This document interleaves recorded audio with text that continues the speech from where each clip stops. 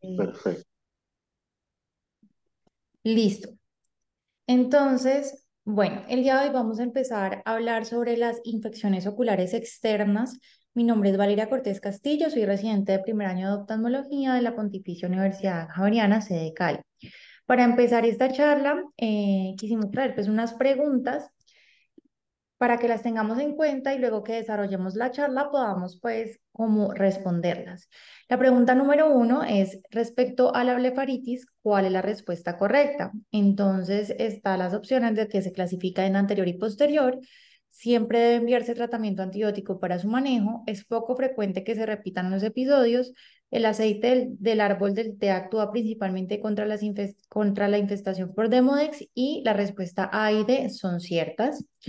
En la pregunta 2 tenemos un paciente de 4 años que es traído a su consulta porque la madre nota que a su hijo le han aparecido unas lesiones en los párpados y a la valoración se encuentran estas fotografías que pueden evidenciar acá. Estas son unas preguntas de verdadero o falso, donde respecto a la patología que estemos pensando, vamos a tener que si es producido por un poxivirus, es más común en adultos mayores. Los cuerpos de Henderson-Patterson son característicos en la patología de esta enfermedad y si es posible que esta enfermedad resuelva sin tratamiento. Entonces, ya teniendo en cuenta estas preguntas, vamos a dar inicio. Bueno, tenemos la última pregunta, perdón, que es respecto al herpes simple, ¿cuál es la falsa? Y tenemos las opciones de que se produce generalmente por el herpes virus tipo 1, puede tener un prodromo de 24 horas antes de aparición de la lesión. Las lesiones están confinadas a un dermatoma con lesiones individuales de apariencia similar, puede afectar la córnea y la última opción es que si los esteroides son el manejo de primera línea. Ahora sí, bueno, este es un tema bastante extenso. Lo que traté fue de traer bastantes fotografías y tener como las cosas puntuales que tenemos que tener en cuenta con cada una de las patologías. Las dividimos entonces en párpados. Vamos a hablar sobre las infecciones bacterianas.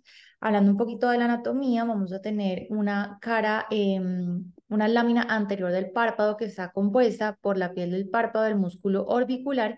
Y aquí vamos a tener lo que es la inserción de las pestañas que van a estar también con sus glándulas asociadas, que va a ser la glándula de 6 que es una glándula sebácea, y la glándula de Moll, que es una glándula sudorípara. Aquí tenemos también ya en la lámina posterior del párpado lo que está compuesto por el tarso y en él vamos a tener las glándulas de Meibomo. Y esto es importante porque aquí vamos a tener distintas patologías que pueden afectar estas estructuras. Vamos a hablar entonces del orzuelo. Es bastante común, es bastante conocido y es un absceso estafilocócico agudo de un folículo de las pestañas y su glándula de 6 mol asociadas.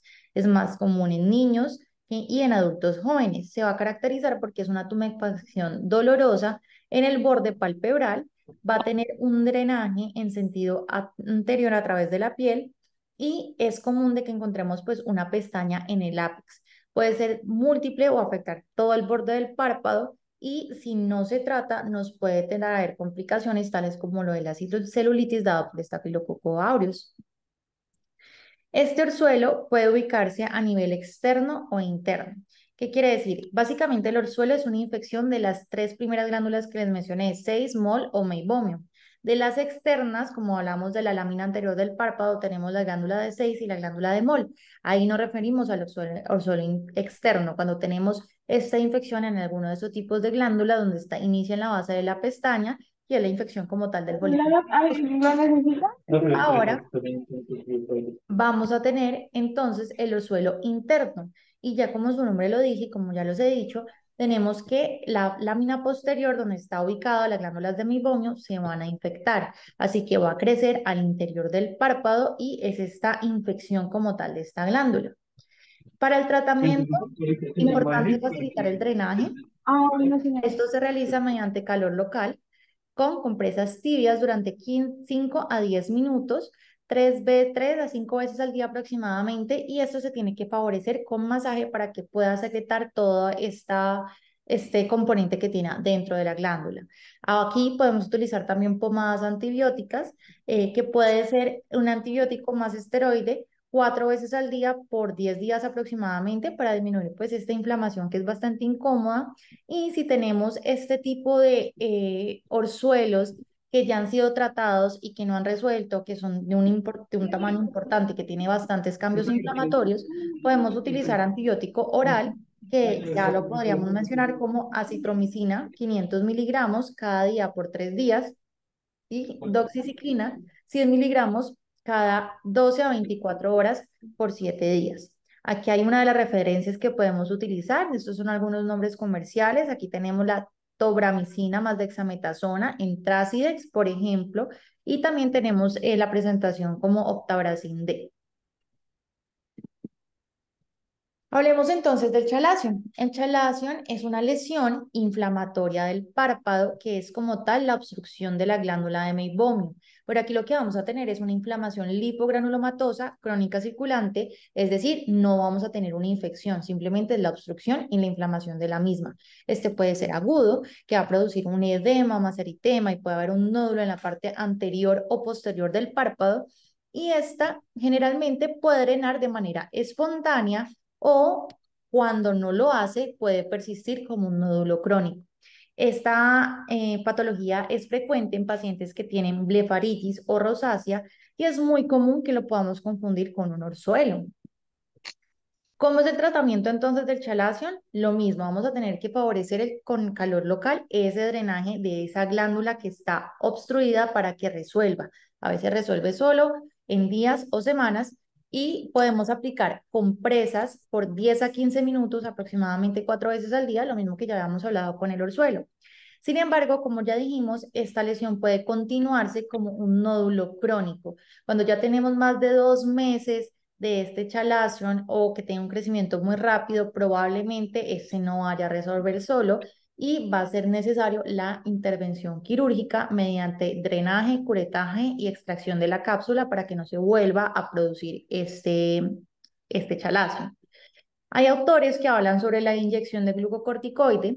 Entre ellas tenemos lo que es la triamcinolona, donde este va a ser un glucocorticoide ideal porque tiene una acción intermedia, aproximadamente unas 18 a 36 horas, y va a tener una actividad inflamatoria glucocorticoide sin actividad mineralocorticoide, así que tiene muy pocas contraindicaciones. Entonces se habla de una aplicación en estos chalazos a ver si logra resolver. Entonces hay personas que lo pueden usar, es otra de las alternativas que tenemos. Y este es un gráfico pues, que me gustó mucho, donde vamos a tener lo que es la diferencia entre el orzuelo y el chalazion, que a veces pues los confundimos mucho. Entonces recordar que el chalazion es una inflamación estéril, crónica, granulomatosa por el bloqueo simplemente de una glándula de Meibomian, que la vamos a poder encontrar en este lugar. Esta glándula se bloquea. Y el orzuelo va a ser la infección de cualquiera de estas glándulas, ya sea la glándula de Seydig, la glándula de Moll o la glándula de Meibomian. Ya va a ser externa cuando tengamos estas glándulas de Seydig o Moll infectadas, o interna cuando sea la glándula de Meibomian la que esté infectada. Aquí va a estar, el orzuelo va a ser rojo, con bastante sensibilidad, mayores cambios inflamatorios, mientras que el chalazion simplemente va a ser el nódulo que, si bien puede estar tener algo de cambios inflamatorios, generalmente no tienes cambios de infección, pero el chalazion puede derivarse de un orzuelo interno. Bueno, entonces eso en cuanto al orzuelo y el chalazion. Seguimos con las infecciones bacterianas a nivel orbitario de párpados. Tenemos lo que es el impétigo, que es una infección superficial de la piel dada por el estafilococo aureus o Streptococcus pyogenes. Típicamente va a afectar a niños y se va a dar como máculas eritematosas que son dolorosas, que luego van a transformarse en ampollas de paredes delgadas, y cuando estas mismas se rompen van a formar una costra amarillenta. El paciente va a estar con síntomas como fiebre, malestar general, y va a tener adenopatías locales. Esta es una enfermedad altamente contagiosa y es peligrosa, sobre todo en recién nacidos, por lo que la higiene de manos va a ser sumamente importante en ella. El tratamiento se va a derivar si es un impétigo que es no complicado o un impétigo complicado, o si ya es un impétigo buloso con más de 5 lesiones o que haya compromiso de tejidos blandos. Cuando tenemos un impétigo que no es complicado, podemos utilizar antibiótico tópico. Entre ellos tenemos la mupirocina o ácido fucídico. Se puede utilizar 3 veces al día, y la idea es que con agua y jabón removamos la costra antes de echar el antibiótico tópico. Este se va a hacer 3 veces al día. Y en cuanto al impétigo buloso, el que ya tiene compromiso de tejidos blandos profundos, vamos a tener que dar antibiótico sistémico. Una de las opciones que planteamos es la cefalexina, amoxiclavulonato, dicloxacilina, trimetoprim-sulfa por 10 días. Si se confirma que la infección está dada por Streptococcus pyogenes, basta con penicilina y en esta tablita pues Hola, les puse bien. Ay, como el resumen de las dosis de los antibióticos. sí, que el doctor le había venido. Continuamos entonces con la erisipela. Pues no le pasó. La Ah, erisipela va a ser una infección linfática y dérmica superficial pero eso aguda, como mañana potencialmente tengo. grave, causada por Streptococcus Perdón, un pyogenes. momentico, perdón, Valeria. La Vale, persona que tiene el micrófono abierto, por favor, lo cierra. Manuela, por favor. O Camila, perdón, creo que es.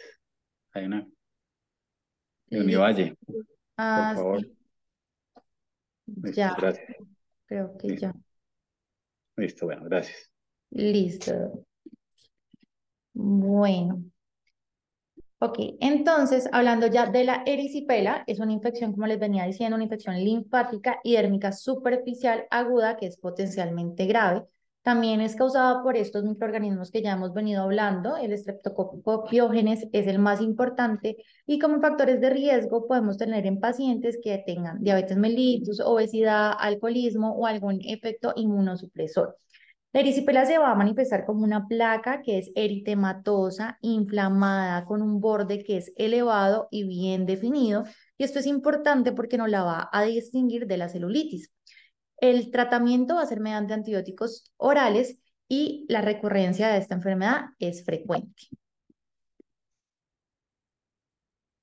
El tratamiento entonces de la erisipela, si es una infección leve a moderada, podemos utilizar dicloxacilina, cefalexina o clindamicina por 5 a 10 días y lo mismo podemos utilizar penicilina si se confirma que es por Streptococcus pyogenes. Si ya tenemos una infección severa o sistémica, vamos a necesitar tratamiento endovenoso como con la vancomicina endovenosa o cefazolina y si tenemos recurrencia, tenemos que pensar en que posiblemente este paciente esté colonizado y necesitemos hacer un protocolo de descolonización con antibióticos crónicos. Continuando entonces con la fascitis necrotizante, va a ser una infección que es rara, pero bastante grave. Esta va a afectar a tejidos subcutáneos de la piel y va a generar una necrosis que va a ejecutarse de manera rápida y progresiva asociada. La etiología de esta patología va a ser por Streptococcus pyogenes o Staphylococcus aureus y la infección periocular es rara. Generalmente va a causar edema, eritema, grandes ampollas de coloración negra debido a esta necrosis y el tratamiento se va a dar por desbridamiento quirúrgico y se van a poder administrar antibióticos sistémicos a altas dosis. Aquí ya terminamos entonces con las infecciones bacterianas a nivel de los párpados. Vamos a continuar con las infecciones virales. Empezando con el molusco contagioso, es una infección en piel causada por un poxivirus de ADN doble cadena específico para humanos. La incidencia es mucho más frecuente en niños, específicamente entre los 2 y los 4 años de edad, y la transmisión va a ser por contacto y posteriormente autoinoculación. Estas lesiones del molusco contagioso van a ser múltiples, confluentes en pacientes que son inmunocomprometidos. La histopatología de ella va a ser que vamos a encontrar un agujero central con lobulillos de epidermis hiperplástica y vamos a tener unos cuerpos de inclusión denominados cuerpos de Henderson-Patterson que son característicos de la enfermedad, son unos cuerpos de inclusión intracitoplasmáticos que van a desplazar el remanente nuclear al borde de la célula. Vamos a poder observarlos como unos cuerpos que son pequeños y eosinofílicos en su superficie y grandes y basófilos en su parte inferior. Estas son las lesiones características del molusco contagioso. Vamos a tener aquí lo que es unos nódulos múltiples o únicos, pálidos y serios y importantes que son umbilicados. Vamos a tener que van a secretar un material blanquecino que es secundario a degeneración de células infectadas y es importante observarlo bien en la lámpara de hendidura o hacer un adecuado examen médico ya que a veces son difíciles de encontrar y podemos tener una lesión única a nivel del párpado. Si esta lesión está en el margen del párpado, puede diseminarse el virus a través de la película lagrimal y formarme lo que es la conjuntivitis folicular crónica homolateral. El tratamiento, básicamente, en estos niños, bueno, en estas personas que están infectadas, puede resolver de manera espontánea en pocos meses. A veces el tratamiento no es necesario, pero en los niños que tienen conjuntivitis secundaria, sí podríamos administrarlo, o que es algo muy recurrente. Entre el tratamiento que se propone está la cauterización, la ablación química, la crioterapia o el láser pulsado. Hablemos entonces ahora del herpes simple. Importante, está envuelto en una cápsula cúbica, tiene un ADN lineal de doble cadena y vamos a tener los subtipos que nos interesan ahora es el herpes simple tipo 1 y tipo 2. Ahora, el que nos interesa es el tipo 1, ya que va a ser una infección, estos nos van a ejecutar infecciones que van a estar por encima de la cintura, es decir, nos van a afectar los ojos, labios y la cara. Ya el tipo 2 es el herpes genital, que nos está más relacionado con lo que es la conjuntivitis neonatal. El herpes simple puede darse después de una infección primaria. ¿Qué va a pasar con el virus? La persona se infecta y se va a transmitir al ganglio sensorial para ese dermatoma en específico, por ejemplo, en el trigémino. Aquí se va a establecer una infección latente, ya que este virus se va a incorporar al ADN del huésped. Vamos a tener algunos periodos de reactivación subclínica donde se puede eliminar virus, ¿sí? Y los pacientes son contagiosos. Y también vamos a poder tener activaciones clínicas con factores estresantes que generen esta reactivación, lo que hace que el virus se replique y se transporte a los axones sensoriales en la periferia. Entonces, el herpes simple va a ser el resultado de una infección que va a ser primaria o puede ser una reactivación latente del ganglio trigémino. Se caracteriza porque va a tener un periodo prodrómico 24 horas antes del inicio de la aparición de las lesiones, que se caracteriza por un hormigueo, generalmente pues en el área del párpado. Luego van a aparecer unas vesículas en el párpado y piel periocular que se van a degradar en 48 horas aproximadamente. En el herpes simple va a estar confinado un dermatoma con lesiones individuales de apariencia muy similar. Aquí yo sé que vamos a tener luego una charla de queratitis, pero pues no quería dejar a un lado las lesiones que podía provocar el herpes simple a nivel ocular. Entonces, bueno, además de esto, vamos a tener sensación de, el paciente va a poder presentar sensación de cuerpo extraño, fotofobia, lagrimeo y exantema vesicular. Está relacionado con una conjuntivitis papilar, secreción y edema del párpado, y vamos a tener algunas presentaciones de úlceras corneales características dendríticas. Afecta especialmente a pacientes atópicos, donde la afectación en piel puede ser bastante extensa y lo vamos a conocer como eczema.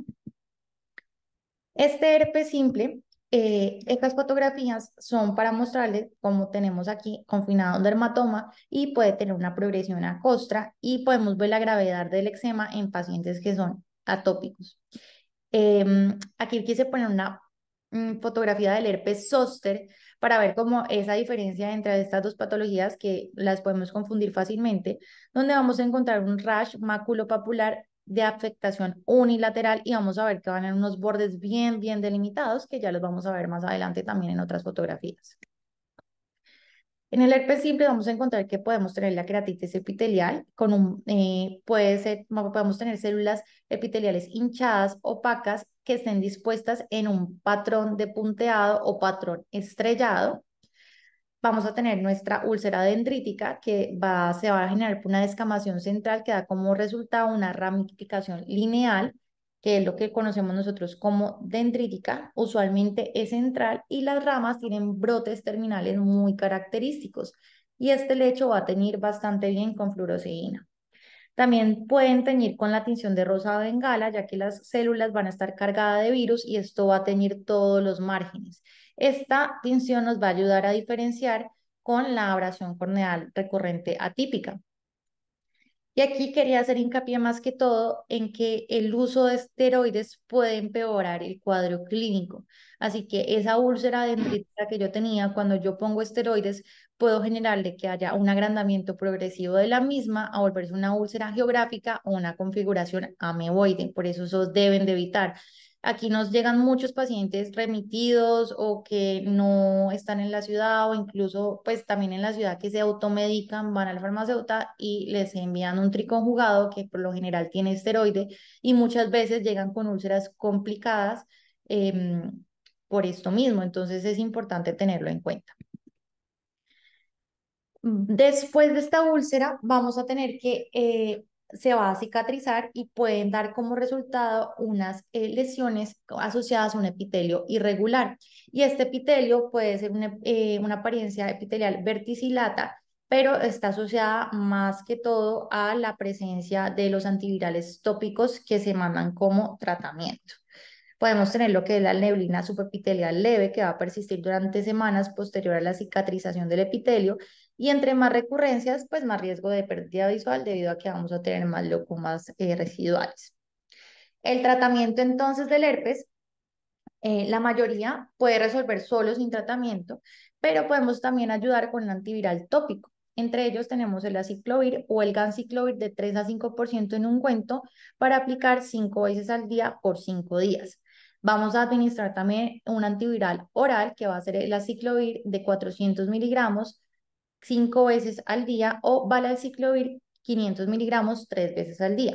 Si ya tengo una infección asociada, voy a poder utilizar amoxiclavulonato o eritromicina en infección secundaria.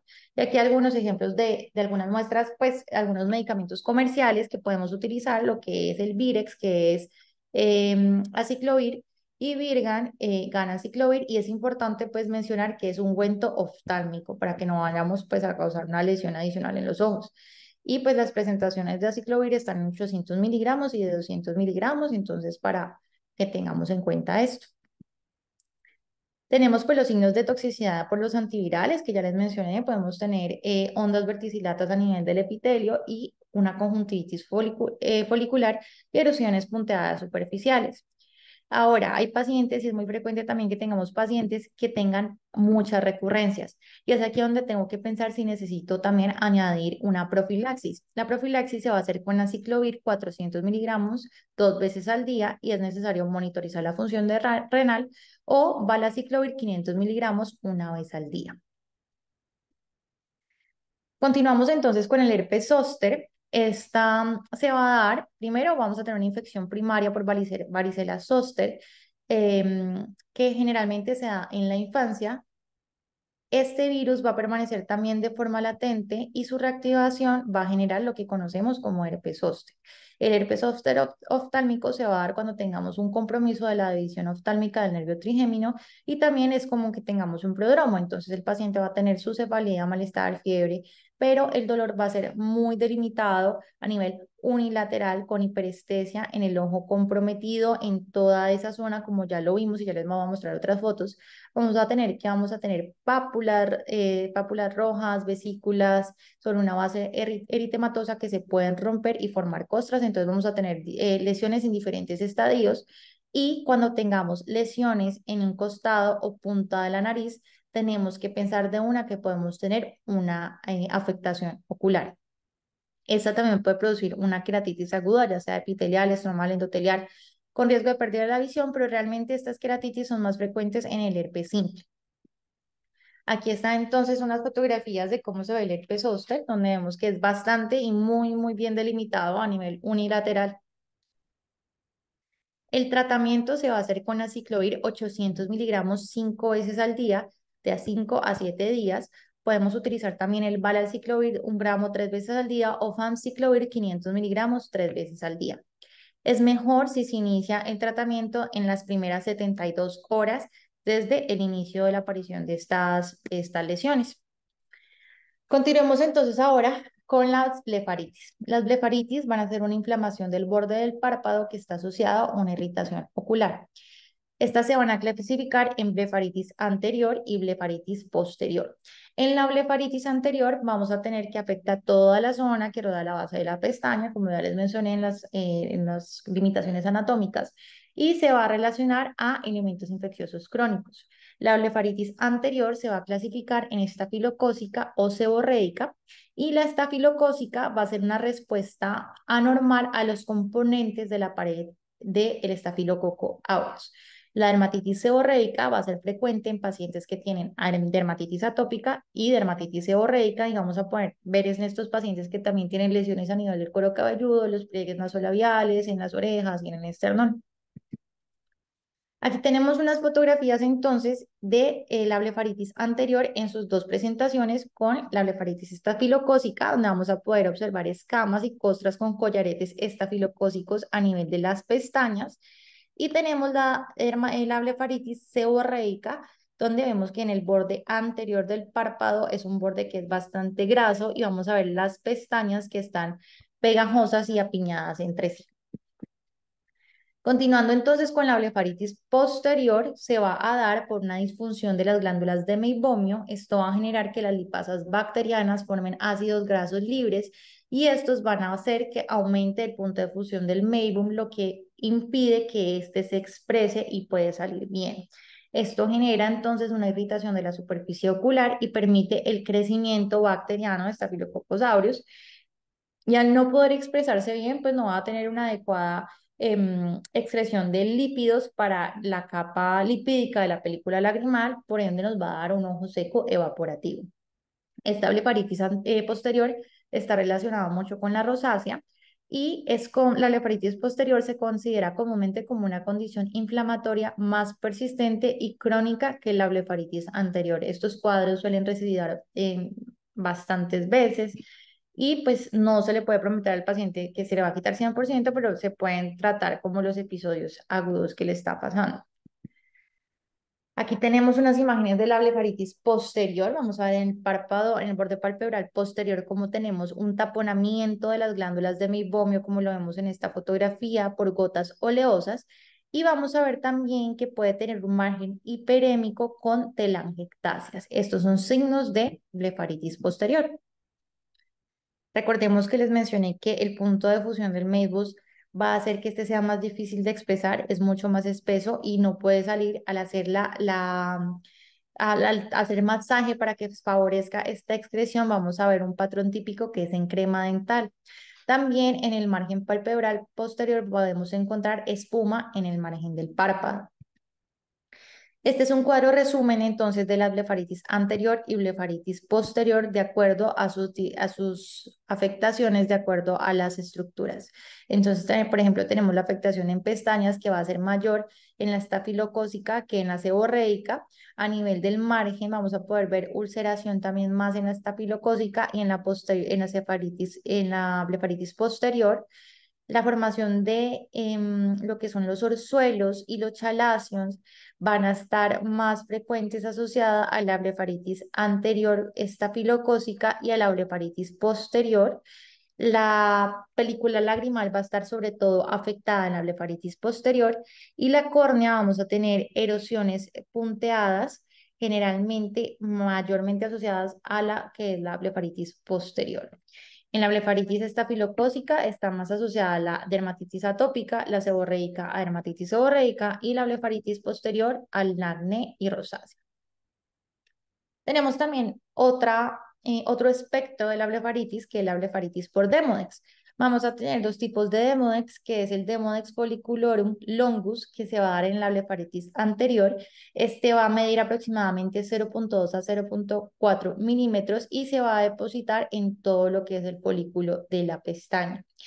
El Demodex folliculorum brevis se va a dar en la blefaritis posterior y se va a localizar más que todo en las glándulas sebáceas. Ahora, en las glándulas de meibomio.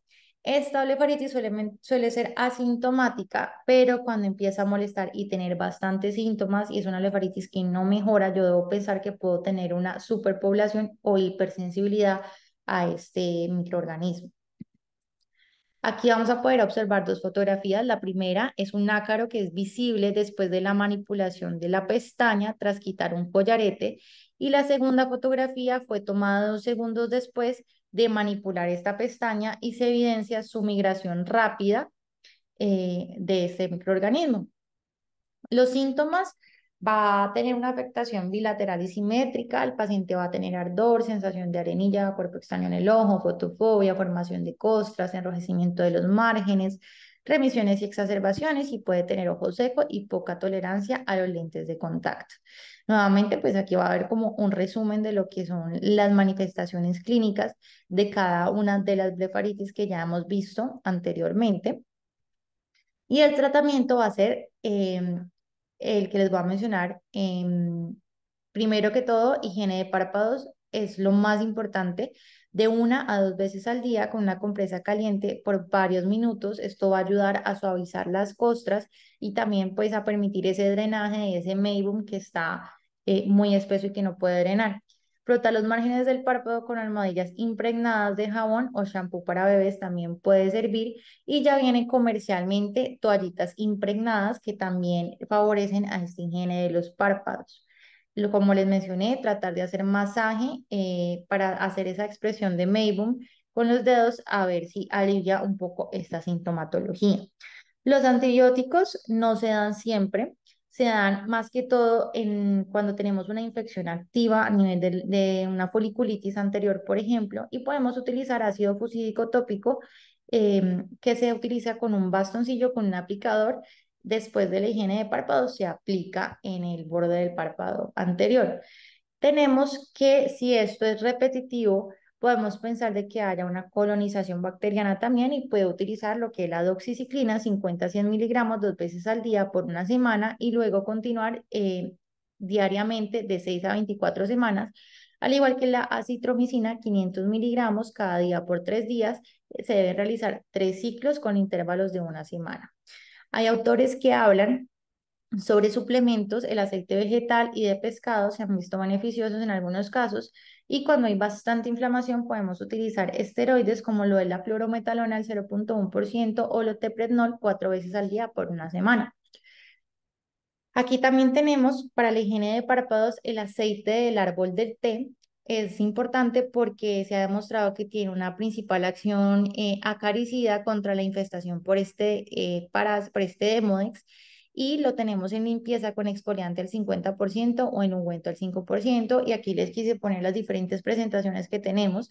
Tenemos Lip Clean, que es una espuma que la mayoría vienen con como unas gafas de gel para que podamos calentarlas y poder posicionarlas ahí, favorezca esa excreción del meibum. Tenemos Blefadex y también tenemos Sprainer T4, que son ya toallitas o espumas que ya tienen este aceite del árbol del té, y así se impide que esto siga proliferando. Es necesario también realizar desparasitación con ivermectina, 1 gota por kilo, 2 dosis con un intervalo de una semana. Continuando entonces con la pediculosis palpebral, la etiología va a ser de la ladilla, Vitirus pubi, que es usual en el vello púbico. Va a causar una irritación crónica y prurito de los párpados, y los piojos se van a encontrar anclados a las pestañas. Las liendras se van a observar como perlas que son ovaladas en la base de las pestañas. El tratamiento va a ser eliminación con pinzas, o a veces se puede poner vaselina cada 12 horas por 10 días, porque esto va a ocluir los poros respiratorios del parásito. Tenemos que desparasitar al paciente, familiares, explicar sobre la importancia de la higiene en prendas y ropa de cama para prevenir las recidivas. Continuamos entonces con lo que son las conjuntivitis. Vamos a hablar solo de las conjuntivitis infecciosas. En cuanto a la anatomía, pues recordar que vamos a tener una conjuntiva vulvar que va a cubrir toda la esclerótica anterior hasta el limbo. Vamos a tener una conjuntiva palpebral que va a estar en la unión mucocutánea del borde palpebral y está adherida firmemente a las placas tarsales posteriores. Y por último tenemos el fornix, una conjuntiva del fondo de saco. La conjuntiva es una membrana transparente que finaliza en el limbo corneal, va a estar irrigada por arterias ciliares anteriores y palpebrales, y va a jugar un papel protector. En cuanto a su histología, es un epitelio no queratinizado compuesto por 5 capas. Va a tener células caliciformes dentro del epitelio, y en el estroma va a tener abundante tejido conectivo laxo vascularizado, donde van a estar las glándulas de Kreuss y Wolfram, que van a ser las glándulas lagrimales accesorias. Cuando tenemos una inflamación conjuntival, vamos a presentar algunos signos y síntomas. Entre ellos está el lagrimeo, la sensación de cuerpo extraño, prurito y ardor. En la conjuntivitis alérgica, sobre todo, vamos a presentar blefaritis y ojo seco. Y cuando hay afectación corneal, puede haber dolor intenso, fotofobia y sensación de cuerpo extraño. La reacción conjuntival puede darse como manifestación como membranas. Entre ellas pues están las pseudomembranas, que es un exudado coagulado adherido que se despega, y las membranas verdaderas, que involucran las capas superficiales del epitelio y produce desgarros. Se da más que todo en la conjuntivitis adenoviral severa, gonocócica, difteria o síndrome de Steven-Johnson. Tenemos también la infiltración, que va a ser un reclutamiento celular en el sitio de inflamación crónica, y aquí vamos a poder observar una pérdida de los detalles de los vasos tarsales. También podemos tener como manifestación clínica la cicatrización subconjuntival. Entre ellos se puede presentar en el tracoma y otras conjuntivitis graves. Puede ser severa con pérdida de células caliciformes y glándulas lagrimales accesorias, y puede generar incluso un ectropio cicatrizal. Ahora, la reacción folicular es importante porque nos va a poder también ayudar a distinguir en algunos tipos de conjuntivitis. Los folículos van a ser múltiples y van a estar ligeramente elevados, y aquí los vasos van a discurrir alrededor de la lesión, no los atraviesa, sino que pasan alrededor de la lesión. Va a tener un centro germinal linfoide subepitelial con linfocitos inmaduros y centrales y células maduras en la periferia. Las causas de esta reacción folicular va a ser la conjuntivitis viral, y podemos también tener la conjuntivitis por clamidia y algunas reacciones de hipersensibilidad. Las papilas, vamos a tener, por el contrario, un núcleo que es vascular. El vaso sí penetra como la lesión, y vamos a clasificarla en micropapilas, que son menores a 1 milímetro, y macropapilas, que son mayores a 1 milímetro. Vamos a encontrar en su histología que van a haber pliegues del epitelio conjuntival hiperplásico con un núcleo fibrovascular e infiltración estromal subepitelial con células inflamatorias. Cuando ya esto se vuelve algo crónico, vamos a poder encontrar una hialinización estromal superficial con cicatrización y formación de criptas, y esto es frecuente sobre todo en las conjuntivitis bacterianas. Podemos encontrar también las linfadenopatías con infección viral, en clamidia y conjuntivitis bacteriana severa gonocócica, y podemos encontrar también en la región preauricular algunas linfadenopatías. La conjuntivitis bacteriana, entonces, va a ser una enfermedad que es autolimitada, va a ser por contacto directo con secreciones infectadas, y los agentes etiológicos más frecuentes va a ser el Streptococcus pneumoniae, el Staphylococcus aureus, el Haemophilus influenza, la Moraxella catarrhalis y Neisseria gonorrea con invasión del epitelio corneal intacto. En los síntomas puede tener un inicio agudo con enrojecimiento, sensación de cuerpo extraño, quemazón o secreción. Esto generalmente es bilateral, entonces primero dan un ojo y luego más o menos al día o a los 2 días ya se pasa al otro ojo, y dificulta la apertura palpebral. Podemos tener una conjuntivitis bacteriana con enfermedades sistémicas como gonococo, meningococo, clamidia o Haemophilus influenza. Los signos van a ser edema y eritema palpebral, vamos a tener inyección conjuntival, una secreción inicial acuosa que luego se va a transformar en una secreción que es mucopurulenta. Podemos tener erosiones puntiformes en la superficie corneal, y podemos tener ulceraciones periféricas, sobre todo en meningococo y gonococo, y cuando tenemos infecciones severas se van a presentar pues estas linfadenopatías. Pues se habla de paraclínicos, no es muy usual que uno los utilice, raspados de la conjuntiva tarsal con espátula. Eh, Podemos también utilizar cultivos enriquecidos con agar chocolate, sobre todo para Neisseria gonorrea, pero realmente el manejo es empírico. Ya uno utiliza esto cuando no tenemos una respuesta al tratamiento. Entonces, si no tengo respuesta al tratamiento, también tengo que pensar y descartar que no haya una infección por clamidia o que simplemente se trate de una infección viral. El tratamiento, como les dije, es empírico. Podemos utilizar medicamentos tópicos como es la ciprofloxacina, moxifloxacina, la tobramicina, la polimixina B, la gentamicina, pero con la gentamicina pues ya hay mucha resistencia, por lo que su uso ha sido indiscriminado. Y si tenemos ya alguna alteración sistémica por gonococo, ya vamos a tener que utilizar cefalosporinas de tercera generación o quinolonas. Si tenemos alteración por Haemophilus influenza, podemos utilizar amoxicilina clavulonato, o meningococo, pues tenemos que, eso sucede más que todo en pacientes pediátricos. Los esteroides van a reducir esta cicatrización. Aquí tengo unas fotografías de algunos medicamentos que utilizamos pues de manera comercial. Tenemos el Trasidex, que es tobramicina, que es el mismo que les mostré en las fotografías pasadas, pero aquí tenemos la presentación en gotas. Tenemos el Vigadexa, que es la moxifloxacina más dexametasona, el Optamox, moxifloxacina también dexametasona, el Flovac D, que va a ser la ciprofloxacina también más esteroide, y el Sofixin DX, que también es la cipro más la dexametasona. Importantísimo, el higiene de manos, no utilizar lentes de contacto, y pues esto más que todo para reducir el riesgo de transmisión. La conjuntivitis por clamidia en adultos se va a dar pues por clamidia trachomatis, se va a dar una replicación intracelular y esto va a ser una infección oculogenital por las variantes de IK. La transmisión va a ser una autoinoculación de secreciones genitales y el periodo de incubación va a ser aproximadamente de una semana. Puede ser de aparición subaguda, unilateral o bilateral, con enrojecimiento lagrimeo y secreción, y puede tornarse crónica si no se hace un tratamiento. Hay que indagar sobre una exposición sexual. Vamos a tener una descarga mucopurulenta o acuosa con linfanadenopatías preauriculares. Vamos a tener grandes folículos en fondo de saco con queratitis punteada superficial a nivel corneal, infiltrados corneales subepiteliales periinvanes y puede causar incluso panos corneal. Entonces tenemos aquí una fotografía de los grandes folículos a nivel del fornix, los infiltrados corneales periféricos, muy típicos de la enfermedad, y el panos superior. En cuanto a los paraclínicos, se pueden hacer los raspados de la conjuntiva tarsal.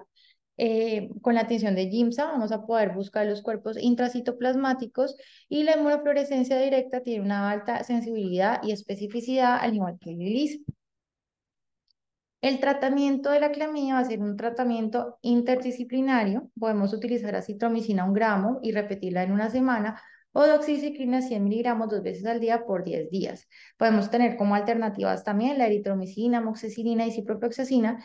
Y en cuanto a los medicamentos tópicos, la eritromicina o tetraciclinas pueden ser una alternativa. El tracoma es la principal causa ahora de ceguera irreversible prevenible en el mundo. Está asociado más que todo a condiciones de hacinamiento, pobreza y falta de higiene. Se va a dar por una hipersensibilidad tipo 4, por un antígeno de clamidia y está relacionado más que todo a las variantes A, B y C. El diagnóstico del tracoma activo se da generalmente en edad preescolar. Vamos a tener una conjuntivitis mixta que es tanto folicular como papilar, está asociada a secreción purulenta, a panos y queratitis epitelial superficial. Y cuando ya tenemos un tracoma cicatrizal, ya después que todo se diagnostica en la edad media con cicatrices conjuntivales lineales o estrelladas, es más severa en la conjuntiva tarsal superior.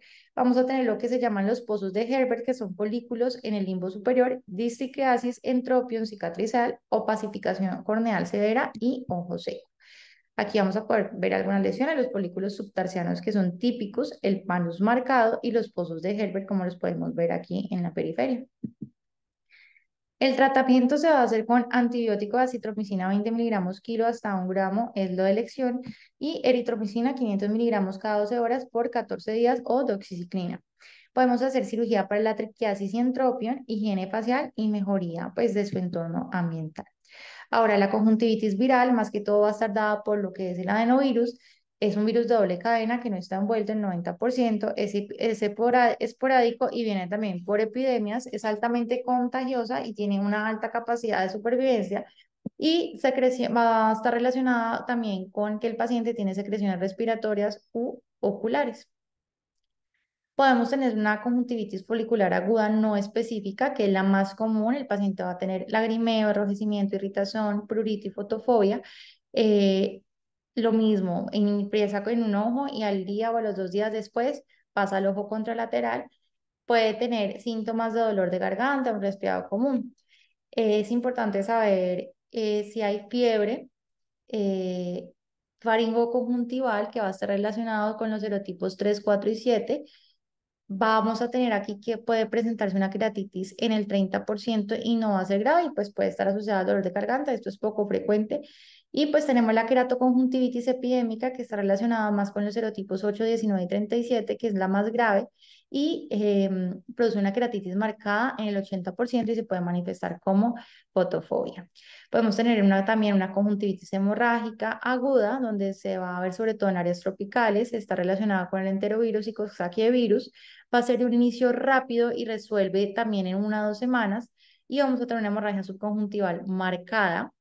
La conjuntivitis adenoviral crónica recurrente es una imagen clínica folicular papilar crónica que es autolimitada y pues la infección por herpes virus, que vamos a tener una conjuntivitis folicular primaria unilateral más las vesículas en piel que ya lo hemos visto.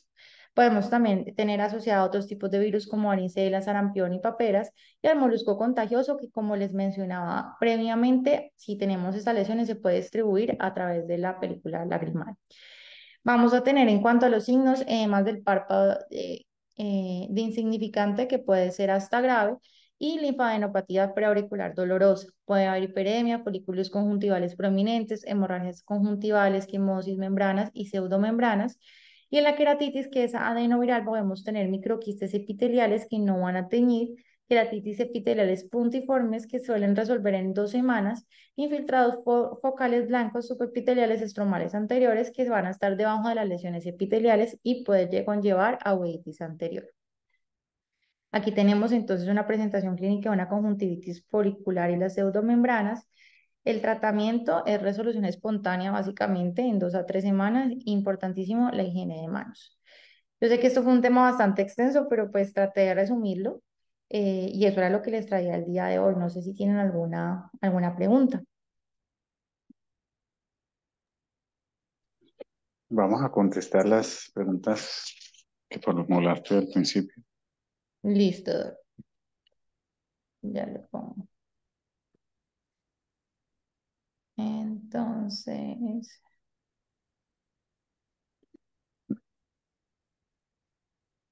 ya,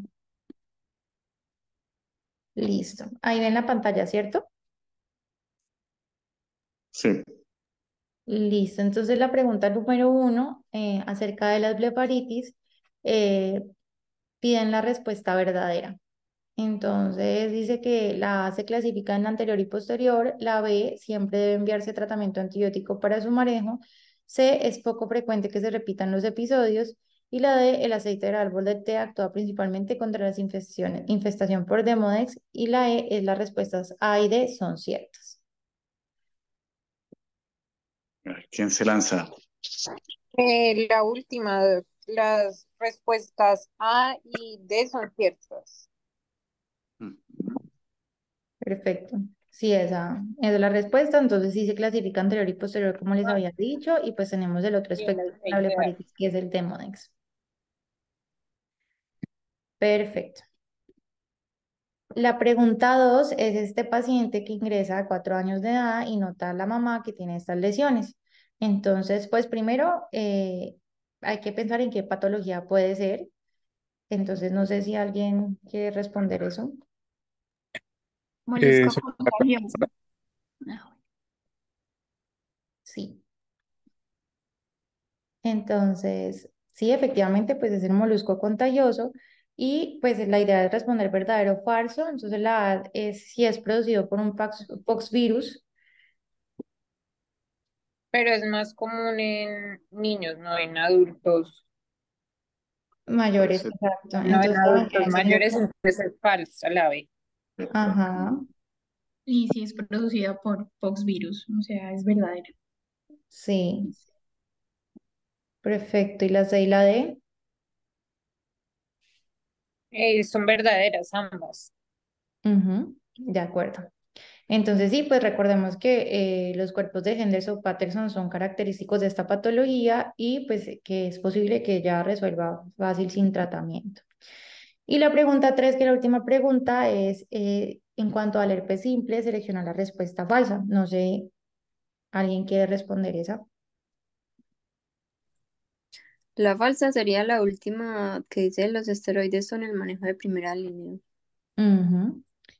Sí, entonces, pues importante saber que los esteroides pueden incluso empeorar el cuadro clínico y transformar esas úlceras que son dendríticas, que pueden volverse úlceras ya en forma geográfica o amoeboide y puede robar más visión.